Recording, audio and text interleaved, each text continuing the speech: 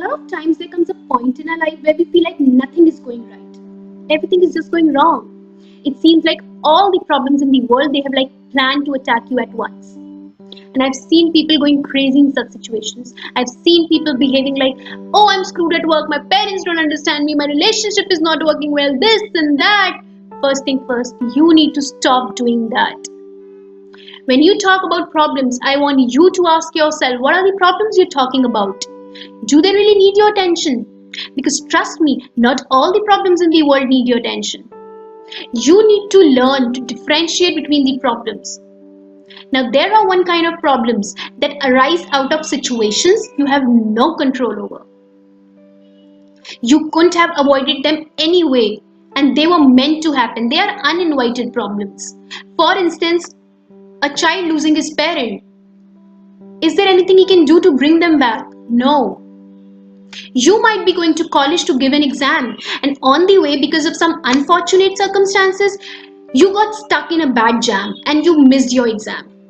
Was it your fault? No.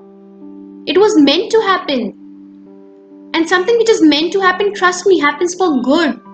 You might not realize it at that time, but in the long run, you'll probably figure out the good behind that. So let such problems go, because they don't need your attention. You don't need to think about such problems at all. Now, there are other kind of problems which are self-made problems. Now, these are the problems you should concentrate on because they are in your absolute control. For instance, an overweight guy complaining and crying every day about his weight issues and not putting a single effort. It's a self-made problem because if he really wants to lose weight, he should be out there in the gym working his ass off. He cannot just sit back on the couch and complain about his weight issue. So these are the problems you should concentrate on and find solutions to them because they are in your control. And when you'll start differentiating between the problems, you'll realize that 80% of the problems you were having were not in your control. It's only the 20% problems that need to be taken care of. And when I talk about these 20% also, they need your concern and not your worries. What's the difference between a concern and worry? Now, concern is when you are aware you are having problems and you calmly find solutions to them. Worrying is like going around in this maddening futile circles. And worrying is not going to help you anyway. Rather, it's going to spoil your health, your mental attitude, your behavior towards people around you, and probably your life. And I think you already have problems. You don't need more. You need to tell yourself, I'm strong enough. I can handle this situation. Everything is going to be all right. Because when you keep telling yourself this, you are feeding your mind with this information.